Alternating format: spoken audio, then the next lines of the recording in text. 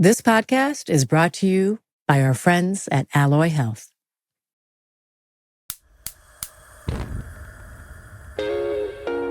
I also remember this older black man who would just come by in his pickup truck selling produce and animals he caught. And every few months, we'd buy. I remember my mother, we once got a rabbit from him, had rabbit stew. So the rabbit man brought a possum one day in the truck. And my dad was like to my mother, I want you to cook it. I could tell she loved this man because she cooked the possum. She don't want none. My brother don't want any. I don't want any. So we just leave while my father sits at the kitchen table alone eating possum.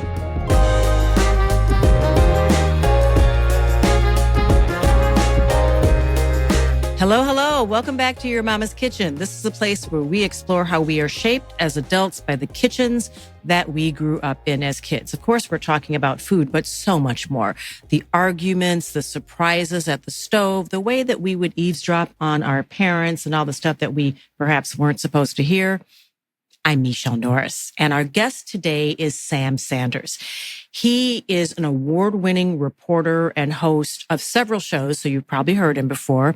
Shows like Into It from Vulture. It's been a minute when he was at NPR, and right now he's co-hosting yet another beloved podcast called Vibe Check on Sirius XM. Sam stays busy, and he also stays in touch with his Texas roots, and we're going to talk a little bit about that today. Hey, Sam. Hi, so good to be here. Good to see you again. Now, I remember you from the days when we both worked at NPR, and I'm wondering if you have shoes on, because one of the things that I remember about you is that you were always walking around that building with your socks on.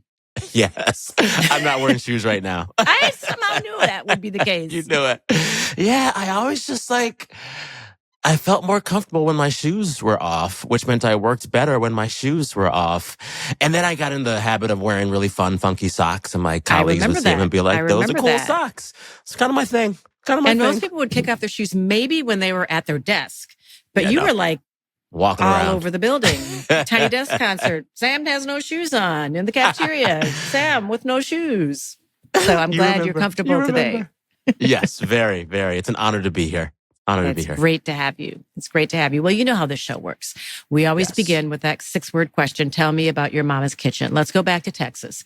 Tell me about the kitchen of your youth. Yeah. It was a kitchen in which my mother knew how to cook and knew how to cook really well, but she only cooked when she wanted to.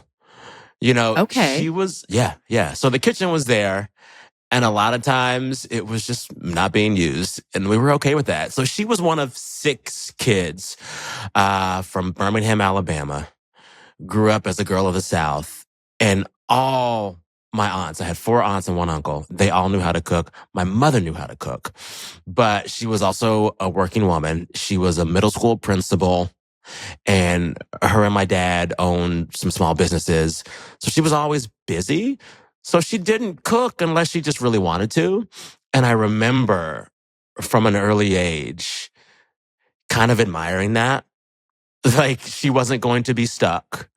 She wasn't going to let any part of domesticity keep her from being a woman out in the world. But when she did cook, it was so good because she just knew. She just knew. She made a mean German chocolate cake. She could do all kinds of soul food, but she also was never afraid to kind of outsource the labor. We had a close family friend, Miss Mary, who would just cook for us sometime.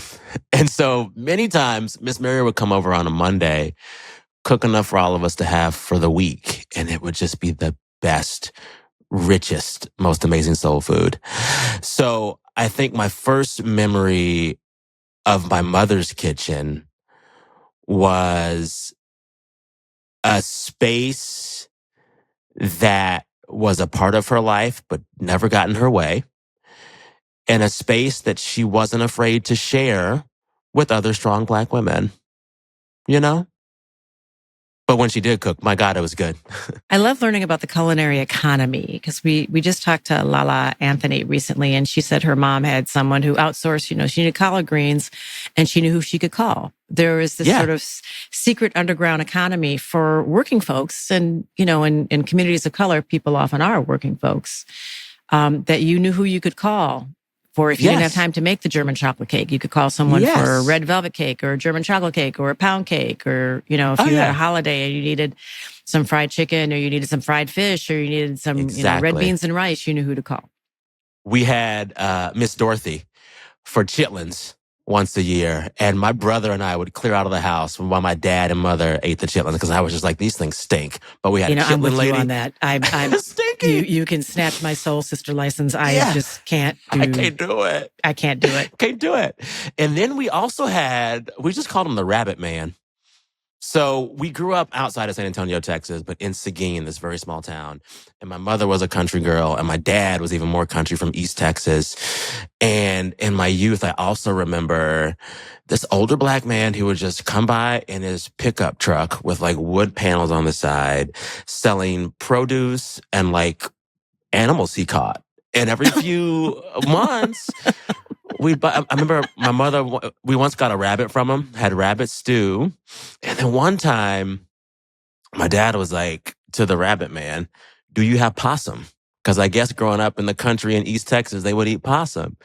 So the Rabbit Man brought a possum one day in the truck. And my dad was like to my mother, I want you to cook it. I could tell she loved this man because she cooked the possum. Oh, I thought she was going to say, I folded my arms because I thought that story was going to end completely differently. No, she cooked the possum, and I'll never forget. It comes out of the oven. It is dark, oily, tar-looking meat, long, tall bones that curved up. And she sets it on the dining room table with anger and love. She's like, I can't believe I did this for you. She don't want none. My brother don't want any. I don't want any. So we just leave while my father sits at the kitchen table alone eating possum. And I just remember like, they really love each other. They really love each other. That's okay. So she set it down. Her lips were pursed, weren't they? Mm-hmm. Oh, yeah. Oh, yeah. Mm-hmm. Oh, yeah. Here's your possum. Oh, yeah. But, I'm not trying to be judgmental because in many parts of the world, and certainly in many parts of America, people eat possum, people eat squirrel. Oh, yeah. In Texas, there's that other animal that is not a rodent, but not armadillo. Armadillo? No. It's in Austin. What is that? Oh, it's going to bug me, and I can't think of what it is. But you know what I'm talking about. Yes, I think I do. Yeah, but people be eating stuff. Yes, yeah, people we'll come be eating back stuff. to it. And that was a lovely story about your an act of love. Yes, on your brother's part. Yeah. So, can you paint a picture of the kitchen that you grew up in? What did it actually look like? Because if your mom didn't spend a lot of time in it, did she spend a lot of time, creating a culinary space? Yeah. So we had, like many Texas houses, it was a long ranch-style home, which means single floor, kind of long and spread out. The front yard had 2 or 3 big pecan trees because my hometown, Seguin, Texas, is actually known as the pecan capital of the world. And the kitchen was big enough. My mother was my father's third wife. And the house that we lived in for my first 9 or 10 years, the previous wife had lived there before. So a lot of her old kitchen stuff was there. And I remember loving the old mid-century modern egg beater that you would wind like a crank. There were a lot of appliances in the kitchen. It looked like a windmill. Yes. There were a lot of appliances in the kitchen that were retro, which I loved. And the thing about my mother, even if she wasn't cooking all the time, the kitchen was always full. I remember her taking my brother and I to the grocery store. H-E-B is the premier grocery store in Texas. And we just fill it up. There was never a moment when there wasn't a lot of what you wanted to eat. She was not afraid of us having snack food or junk food. She was very adamant about us not just drinking sugar water all the time and Kool-Aid and punch. We had to drink water.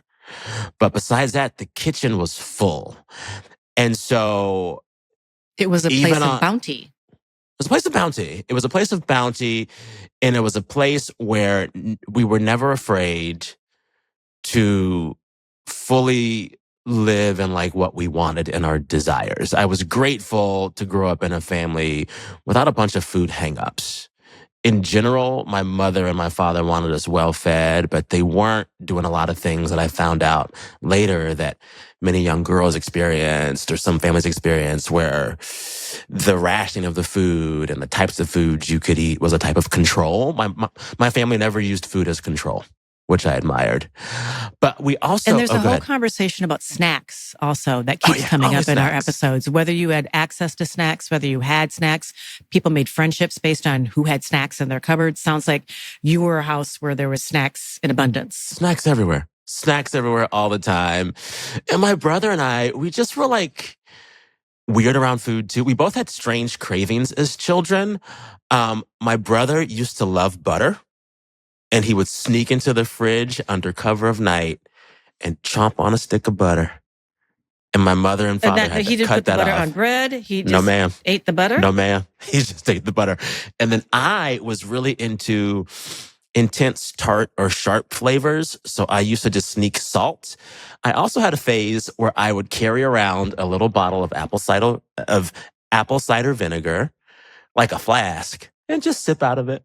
I Apple like the cider tang. vinegar? Yes, ma'am. And so there was one day I was sipping so much, it was like turning my lips white. And my dad was like, if you don't stop whatever the hell you're doing, no. I was a weird kid. That's also hard on your teeth. Well, I survived. Okay, all right. But I was in it. Do you still have strong cravings for really acidic things? I do. I love tart foods. I love salty, savory foods. My favorite dessert is key lime pie. It can never be tart enough. Yeah, I like that. I love a good key lime pie. Right? You mentioned the grocery store in Texas, H-E-B being the big grocery store in Texas. So good. Wonderful chain of grocery stores. Actually, when we worked at NPR, I got to meet Charles Butt, the man who runs H-E-B. Wonderful man. Yeah. Right now, while Texas is really going through some stuff with the flooding, H-E-B has really showed up in an important way for the community. Yeah. But it made me think about, we talk about our mamas and their kitchen personalities. Many of our mothers also had grocery store personalities. If you went to the grocery store with them. Oh, yes. What was and I remember my mom, she let us have snacks and things like this, but she had you only wanted to get the look, like don't ask, because if you got fussed at in the grocery store, you got fussed at. And everybody, heard because you were asking too much or you were trying to throw Lucky Charms in the basket or whatever. What was your mother's grocery store personality?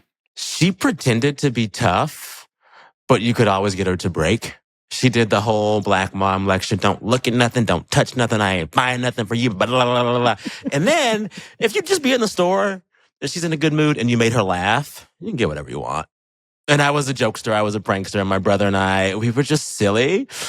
And if we could be silly enough to make our mother laugh in the grocery store, the world was ours. The world was ours.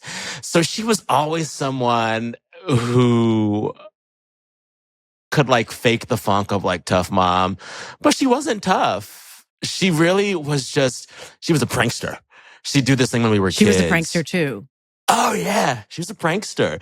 And just like quick-witted. She'd do this thing when we were kids. We'd be mad at her and we'd say something about what she did that pissed us off. And then she'd look at us and go, your mama.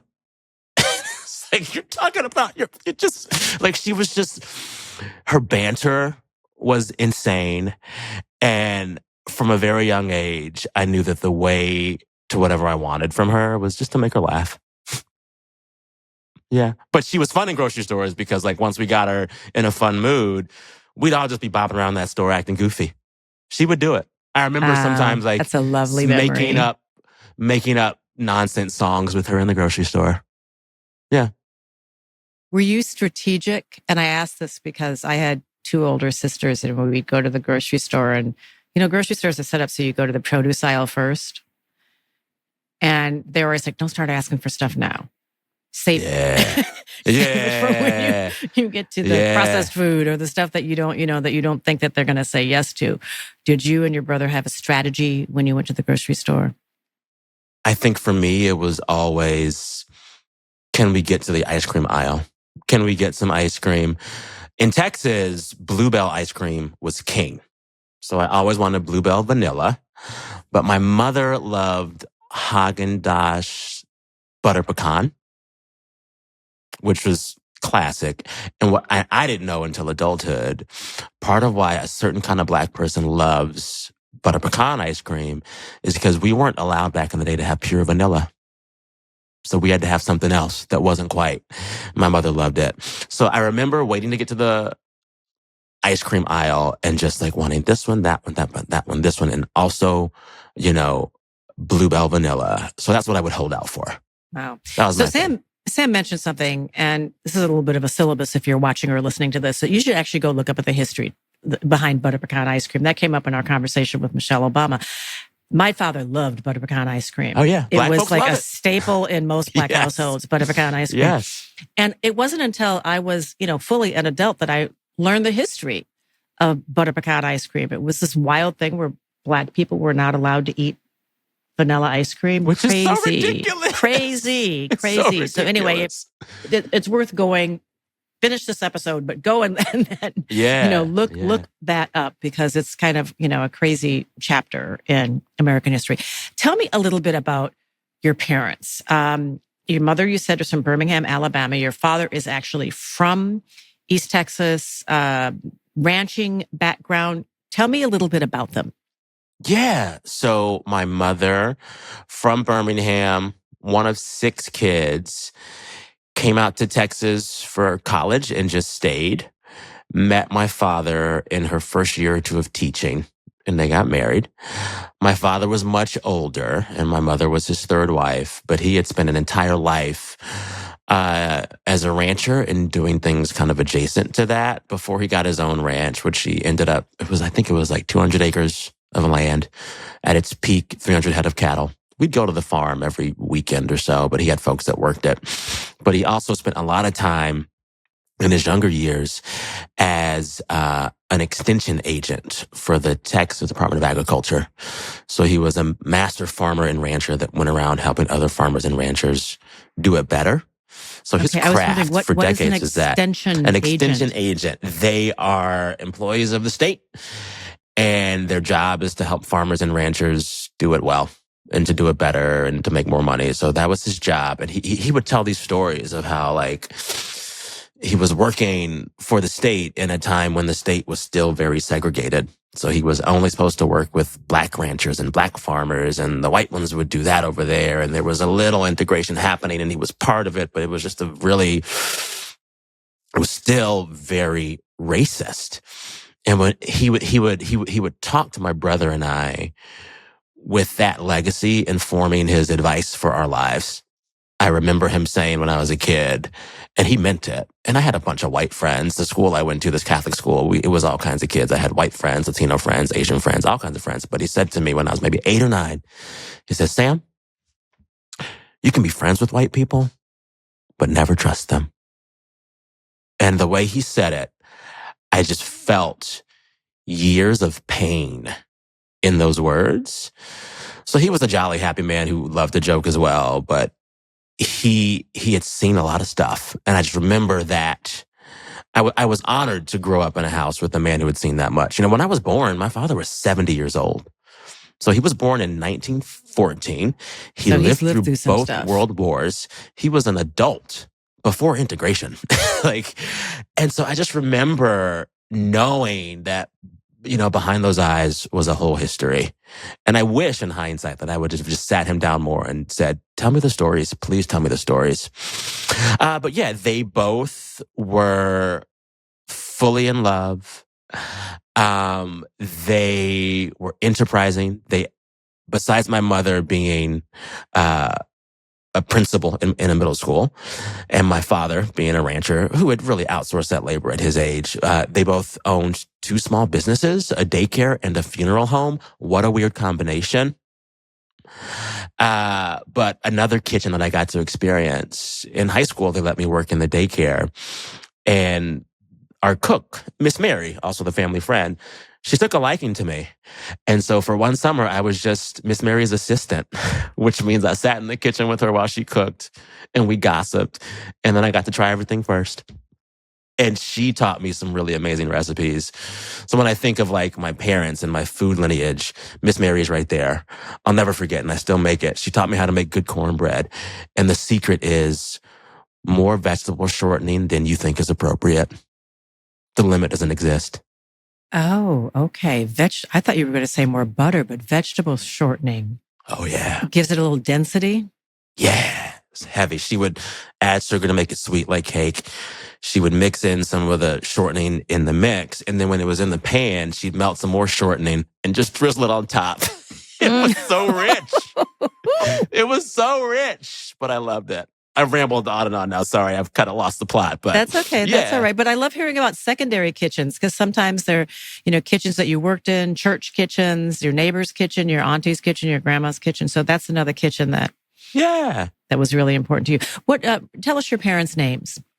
Yeah, my mother's name was Regina Sanders, and my father's name was Reuben Alfred Sanders Sr., but we all just called him R.A. And did your mom go by Regina or Gina or? Regina, the queen. Yeah. Yeah. And she just, I don't know. It's like when she did cook, she could cook. And so every now and then she'd just go in the kitchen and like make it happen. And you just had to marvel and wonder. And every member of my family on my mother's side, my Aunt Donna, Aunt Paulette, Aunt Betty, Aunt Alta less so. But Aunt Alta could do fried chicken and potato salad, and that was about it. And a mean banana pudding. But yeah, they all just I love knew banana their way around pudding. the kitchen. Did she put Nilla wafers on the top? Of course. That's the only way. That's the only way. I have had it. I've talked about this before on the show. I have had it with chessmen on the top if you wanted to make it look fancy. Ooh. Those Pepperidge Farm kind of butter cookies. Yes. Uh-huh. So it looks like tiles, but no, Nilla wafers. I love Yeah. banana pudding. It's good. Oh, God, it's now good I stuff. want some banana pudding. I have a strong Well, you craving. should make that happen. You deserve. I might have to make that happen. I love a good banana pudding. I love how cooking can be a kind of love language, a way to nurture ourselves and the people around us. From chopping fresh herbs to the scent of spices filling up the kitchen, food carries memories, culture, and care. It connects us to our roots, to our families, and to the simple pleasure of a meal shared with loved ones. We talk about this all the time with our guests here on Your Mama's Kitchen. So often, the things that we accepted as just part of life, like pushing through exhaustion, ignoring our changing bodies, or putting ourselves last, are the very things that start to feel out of sync as we get older. We hear from so many women who say that they don't recognize themselves in the roles that they used to fill almost effortlessly. That's why these stories of balance and change matter, because reclaiming what makes you feel like you isn't just possible, it's essential. That's why I'm proud to share a resource that honors women in midlife with evidence-based, compassionate care, Alloy Health. They offer personalized treatment plans from menopause-trained doctors who understand how our bodies change, and they provide safe, FDA-approved solutions that help manage symptoms affecting weight, skin, hair, and just overall wellness. With Alloy, you get a partner who listens, who supports your journey toward feeling fantastic, so you can enjoy your kitchen and your life with renewed energy and renewed confidence. If that sounds like the kind of care and community that you have been looking for, visit myalloy.com and make sure to use the code KITCHEN to get $20 off your first order. Summer grilling season is here, and I'll be honest, I used to think that Whole Foods was just for special occasions. But last weekend, I grabbed everything for a backyard barbecue there, and I was shocked at how affordable it was. Their 365 by Whole Foods Market brand has all the staples: juicy, no antibiotics ever chicken thighs, sustainable salmon burgers, even organic mustard and chips, all for way less than I expected. And here's my pro tip. When you're shopping there, look for those bright yellow, low price signs you see there on the shelves, they're everywhere. And I stocked up on organic grass-fed beef burgers, fresh sides without stressing my budget, plus new sales drop every Wednesday. So I snagged some ripe peaches for dessert. I plan to make a peach cobbler or put a few in a summer salad along with some goat cheese. Whether you're hosting or just bringing in a dish, Whole Foods makes it easy and affordable to grill and then to chill. So shop in store or order online. Your summer spread awaits. 365 by Whole Foods Market. Great prices, no compromises. There are so many ways to save on summer grilling favorites at Whole Foods Market. We all know that food waste is bad for the planet, but that doesn't mean we're ready to start a compost pile or we're okay with having a smelly fruit fly condo compost pail on the counter. That's why I am so into the Mill Food Recycler. The whole idea is to make keeping food out of the trash as easy as dropping it into the trash. I just add my scraps, and I mean like almost anything. I mean anything from chicken wing bones to avocado pits to cantaloupe rinds, and Mill runs automatically while I sleep. I can keep filling it for weeks, and it never smells. What really surprises me is the peace of mind. I used to feel guilty every time I tossed out wilted spinach or half-eaten leftovers. Now I just drop them into the bin, open the lid, drop them in, and I know that they're going to a better place.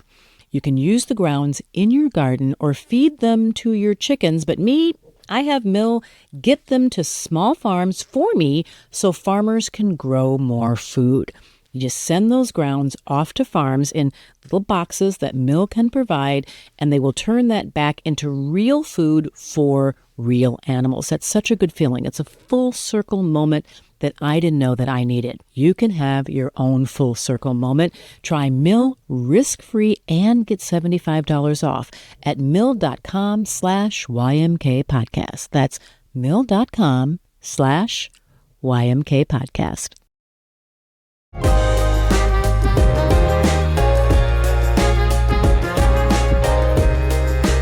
I want to ask about, you said that your family could really throw down in the kitchen. Is soul food different in Texas? I think that soul food in Texas always sits adjacent to and right next to really good Mexican food and really good Tex-Mex. That's why I asked, because I've been to Seguin, Texas, which is... Shut up! Yes, You've I been have. to Seguin? I spoke at a college there, and actually Which college? Texas Lutheran. That's where my mama went. Stop it. And yes, I had a fantastic meal at this restaurant that was like across the freeway from the college. And food was, it was bountiful. It just kept coming. But I just know how Latino that area is. So I was wondering if the soul food there had a different flavor and a different rhythm. Yeah. I think that for me, a lot of Mexican food was just soul food for me. Like, we loved breakfast tacos growing up. We had a few breakfast taco joints. They'd wrap them in foil. They'd be greasy through the paper bag. And on many Saturday mornings, like my mother... big. They're this big.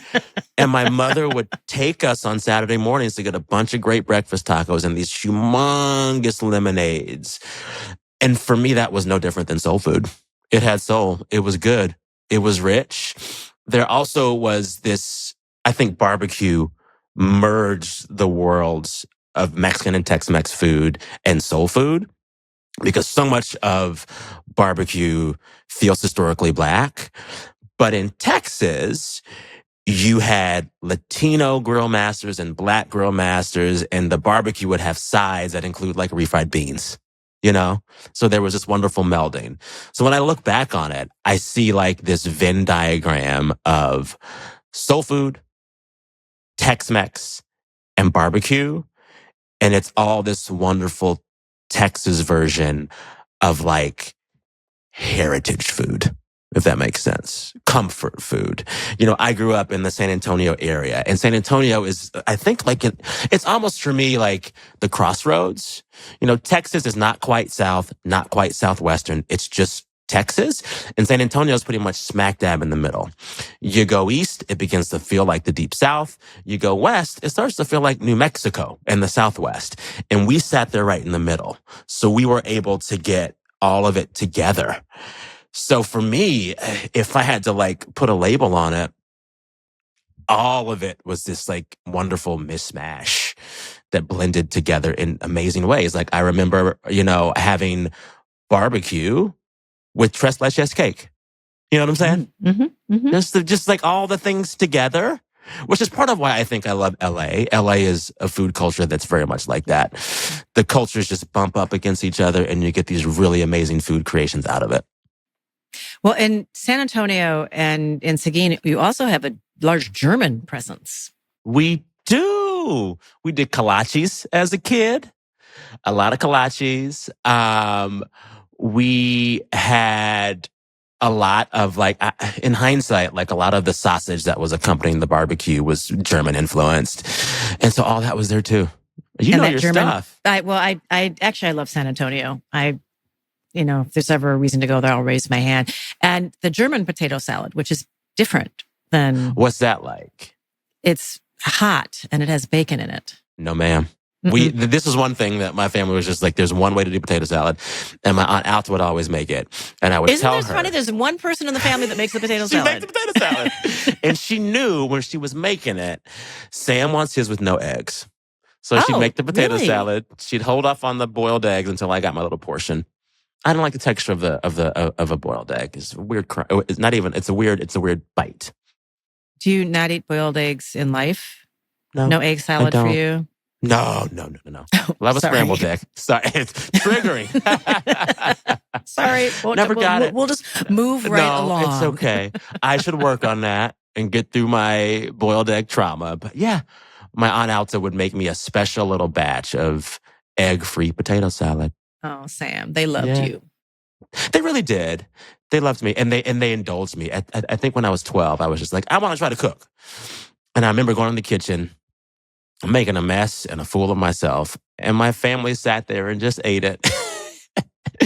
They ate it. I ended up, learning kind of intuitively the basics because I was around so many folks that could cook well. So I know my way around the kitchen. I can do the basics. I can intuit how to do it, but I'm not a good cook. But there were moments in my youth where I just tried, and my wonderful parents and brother just indulged me, which I appreciated. Yeah. You are a great interviewer, one of the best in the business. And many people, thank you. For many people, the skill of interviewing stems from the kitchen table and learning how to keep a conversation going, perhaps learning how to question authority without getting sent to your room, learning how to probe when you're not supposed to be, when they're talking about grown folk stuff and you're in there being nosy and trying to get answers. What part of your skills as an interviewer do you think came from your experience in the kitchen? Yeah. I think it would be the ways in which the kitchen in my parents' home became a gathering spot. So my dad was Methodist, a little boring. My mother was Pentecostal, and she raised my brother and I as Pentecostals. And it was a loud, boisterous, and that's an evangelical interesting church. Combination right there. Right there. I remember we had to go to my dad's church on Father's Day and his birthday. And my brother and I were like, this is so boring. But we were usually in the Pentecostal church, and my father would go there every now and then. But our Pentecostal church was very strict, a lot of rules. You know how this goes. But my mother would break the rules and have parties at the house where we would watch a boxing match. And this was kind of like, are we supposed to do this? We're holy rollers. Can we do it? But she'd have these large gatherings. I remember several times in my youth, a Sunday after church let out, she'd say to the folks, don't tell the pastor, but we're going to have a fight party at the house. Come by. And either my dad would barbecue outside or we'd order a bunch of food. It'd just be food there. And I remember something about all of us together in that space and the food as a great connector and equalizer. When you have people who are watching a great boxing match and eating great food and in the house and out of the house, the hierarchy is gone. The hierarchy is gone. And food can work to neutralize divisions, to help people who don't feel empowered to speak. And so I remember in those parties, those fight parties, running around with a plate of food, talking to everybody, feeling myself, feeling grown.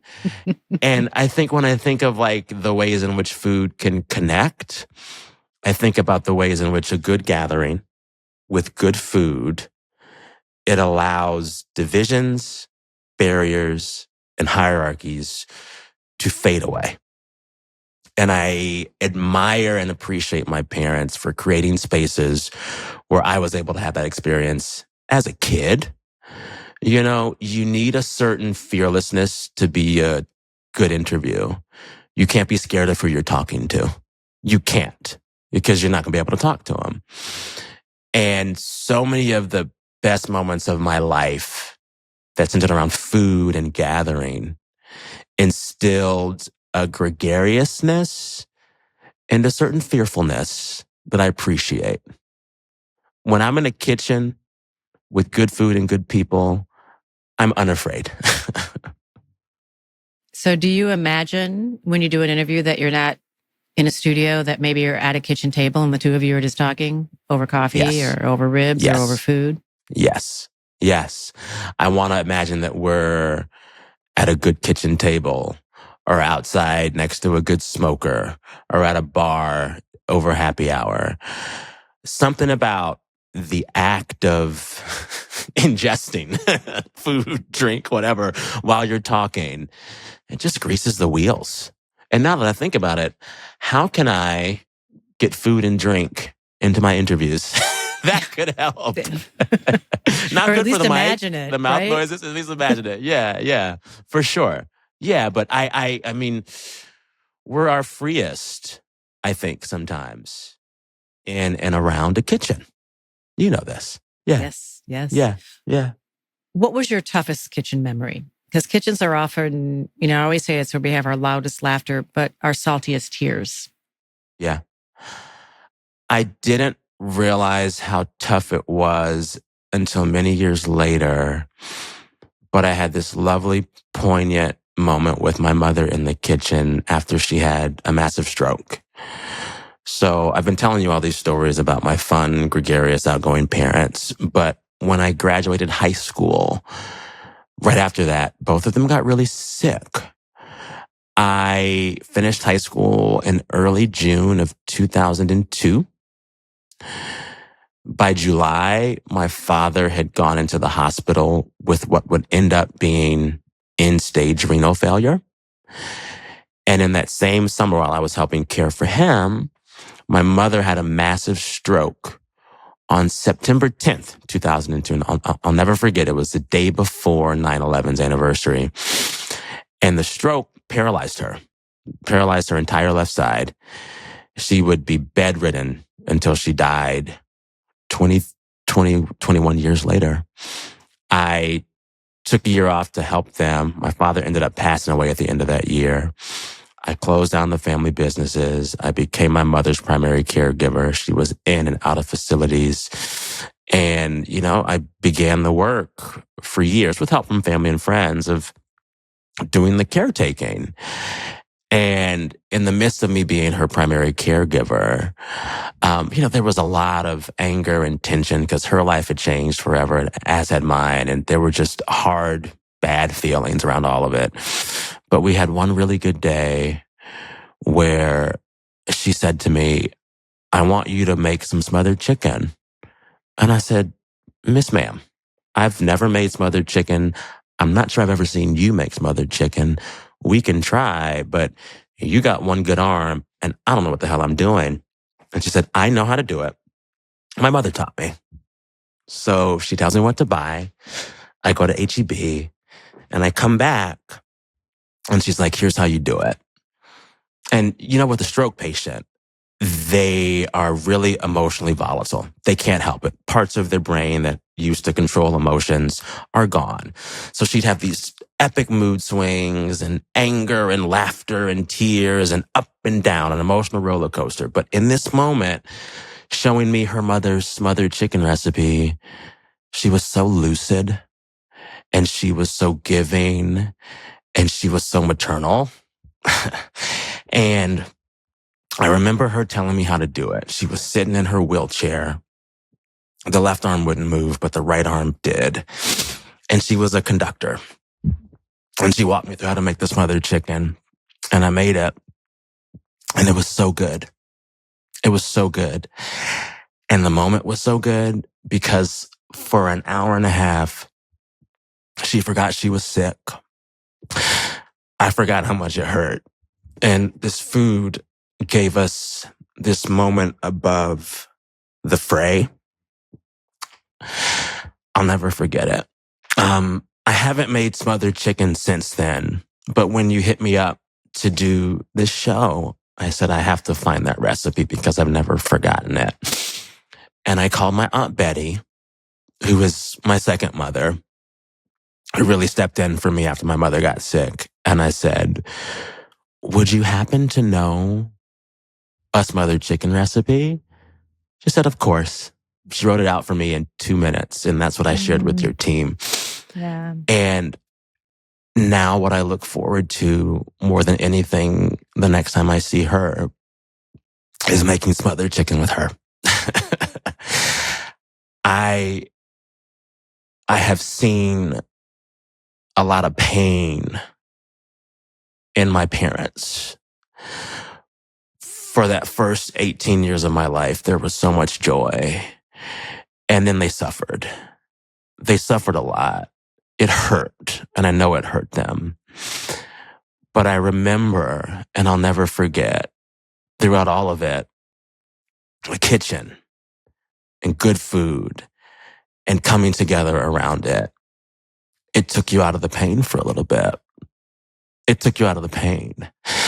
And I don't know, it's like all I want in this world is to make smothered chicken again and like have my mother see it and say to her, I remembered. I'm sorry, I'm crying. That's okay. You got me too. Oof. It's a beautiful memory. I love smothered chicken. Right? There's so nothing. Good. It's so good. And it's pretty simple. It's pretty simple, you know? It's like chicken and gravy, basically. Yeah. Chicken and gravy. It's funny. I was going to try and make it myself before our chat today. And I said, I don't want to do it alone. I'm either going to do it with my with my Aunt Betty or with my brother or with someone. But I think I always want to associate that recipe with connection. Yeah. Oof, you got me. Yeah. You got me. I road test all the recipes, so I will make smothered chicken, and I will make your recipe, which is slightly different than my family's recipe. I look forward to hearing about when you make smothered chicken with your brother or with Aunt Betty or with someone who means something special to you. Yeah. I'm wondering why Miss Regina had such a craving for smothered chicken. Does it reach back to Birmingham? Do you know whether sure it had does. like a special memory for her? Yeah, I'm sure it does. My mother's side of the family, well, both sides, they grew up poor. You know, my mother was one of 6. Her father worked in the coal mines. Her mother was a homemaker.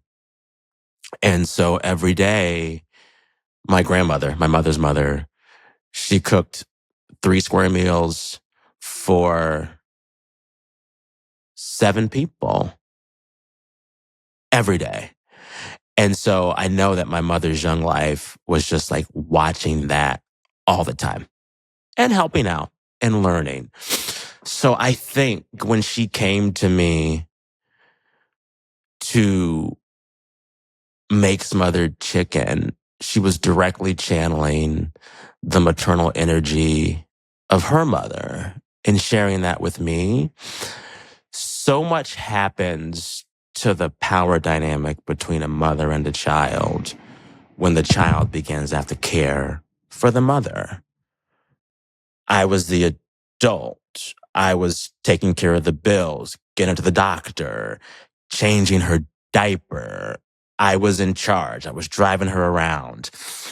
And I know that was not the life that she would have imagined for herself or for me. All of a sudden, I become my mother's father in this strange, strange way. And I think, if I had to put a label on it, doing that with me, making that recipe with me, let her fully be a mother again for a little bit. Because she still is. She was such a good mother. But overnight, she was stripped of the things that you think you need to be a good parent. And in that moment, when she taught me something beautiful, she was mom again. Yeah. You know? Oh, that's so beautiful. Man, She was also me. making sure that giving you a little wisdom and making sure you could stand up on your own also. Yeah. Reminding you that, I guess they call it kitchen wisdom. There you go. And, feeling comfortable around those spaces. I don't cook a lot now, but I'm never afraid of a kitchen. And if you give me enough ingredients, I can make something work. And I thank my parents for that. And I thank my mother for that. Because even though she was not cooking all the time, she made sure that the kitchen always kind of felt like the safest and most welcoming place in the home. And I think that's a beautiful thing. I think that's a beautiful thing. That is definitely a gift. Sam, I have loved talking to you. I hope one day we get to cook together. We no longer live on the same coast, but we'll find each other one way or another. And we'll get in the kitchen. And if we don't cook smothered chicken, maybe we'll make some banana pudding. Let's do it on Alpha's recipe. Let's do it. Well, I just want to take a second to thank you. From the very first day I went down this journey of making audio and making radio, I looked up to you. And I still do, because you have this wonderful way of bringing grace and calm and kindness to every conversation you have. And you were just this image of clarity and kindness that could put anyone at ease.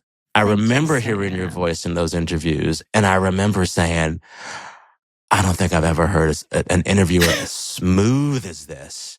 Just smooth. Thank you. And you're one of those voices that I always think about aspirationally.